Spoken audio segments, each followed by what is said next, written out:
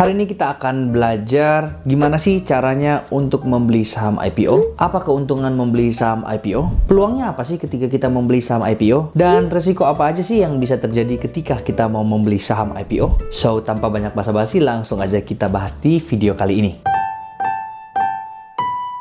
Yang pertama, kalian harus tahu dulu pengertian IPO itu sendiri. Nah, IPO atau Initial Offering Public itu adalah istilah buat suatu perusahaan yang mau menawarkan dan menjual sahamnya kepada masyarakat secara luas untuk pertama kalinya. Jadi sebenarnya semua perusahaan-perusahaan seperti BCA, BNI, Telkomsel, Indofood yang kalian bisa beli sahamnya, itu sebenarnya mereka dulunya adalah perusahaan yang tertutup. Nah, tapi sekarang setelah mereka sudah melewati proses yang namanya IPO ini, sekarang mereka udah terbuka untuk masyarakat umum, sehingga aku dan kamu bisa membeli saham tersebut dan kita bisa menjadi bagian dari salah satu kepemilikan perusahaan yang kita beli itu.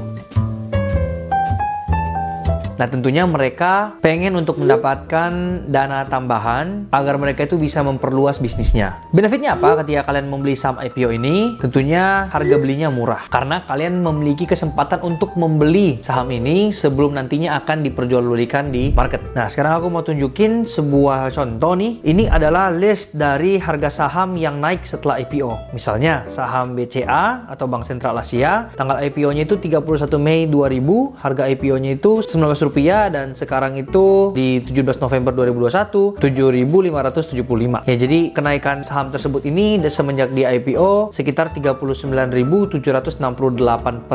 Jadi banyak banget, dan ini adalah list-list yang bisa kalian lihat juga, itu naiknya gila-gilaan teman-teman. Nah, tapi apakah ketika kita membeli saham IPO ada risikonya? Tentu ada. Apapun yang kita lakuin pasti ada risikonya teman-teman ya. Nah, risikonya itu apa? Harganya itu bisa langsung jatuh dan ruginya banyak. Jadi teman-teman yang nggak tahu, ada banyak juga perusahaan yang ketika mereka udah rilis IPO malah anjlok harganya.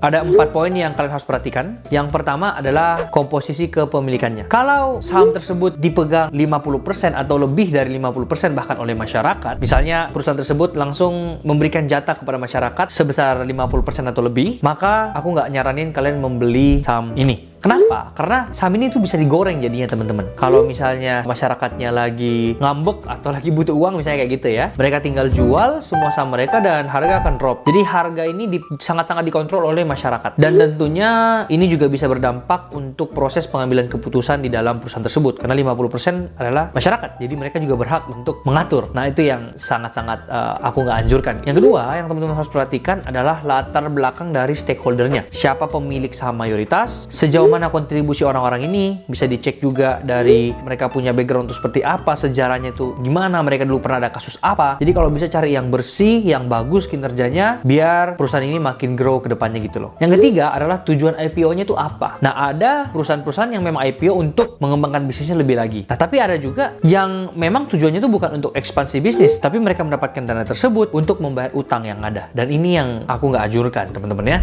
Dan yang keempat, locking period. Nah, ini apa? Kalau nggak ada locking period teman-teman, investor lamanya itu atau investor yang sudah punya sahamnya itu bisa langsung ngejual semua sahamnya, dan kemungkinan besar ya sahamnya akan jatuh setelah mereka IPO. Jadi ini ada beberapa hal yang perlu untuk teman-teman perhatikan.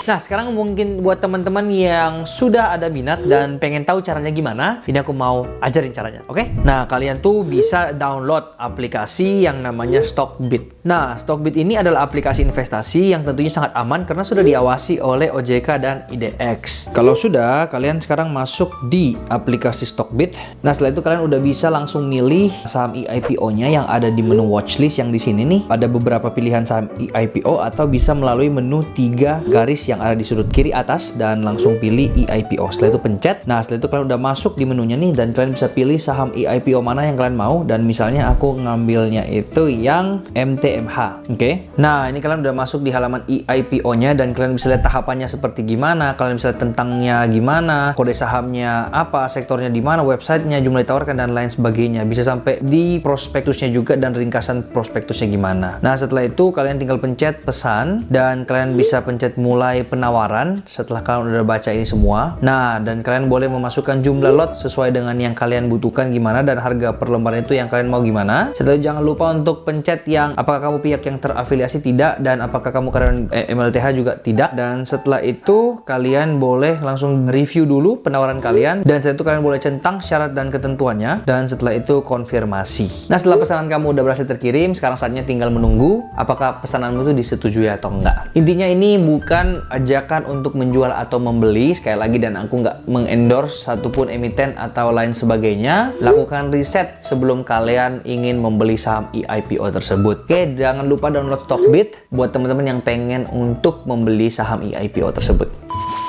Tapi aku ada satu tips lagi sebelum aku tutup dengan kesimpulan ya. Nah, tipsnya itu ketika kita mau membeli saham eIPO ini, kalau bisa kalian belinya itu yang agak banyak. Karena kebanyakan kasus itu ketika mereka membeli IPO, itu nggak 100% dari permintaan mereka itu dikabulkan ya. Tapi biasanya yang cuma dikasih itu sekitar 30%-an. Bahkan bisa lebih dikit dari itu kalau memang peminatnya banyak banget. Jadi ya aku sarankan sih seperti itu. Oke? Nah, tapi sekali lagi ini bukan ajakan untuk menjual ataupun membeli suatu emiten tersebut. Nah, kesimpulannya adalah di video kali ini kita udah belajar tentang pengertian IPO, kenapa mereka IPO, peluangnya gimana, risikonya gimana, bahkan sampai cara membeli IPO tersebut. Dan buat teman-teman yang memang suka dengan konten seperti ini dan mau terus support aku, caranya simple banget teman-teman, hanya dengan klik tombol subscribe-nya dan nyalakan loncengnya biar setiap ada video baru itu bisa langsung masuk di notifikasi kalian gitu ya. Kalian juga bebas banget untuk langsung like, komen, ide kalian boleh terus di bawah, inspirasi kalian di kolom komentar bawah. Dan seperti biasa, thank you yang udah menonton video ini. See you in the next video again. Saya Samuel Chris,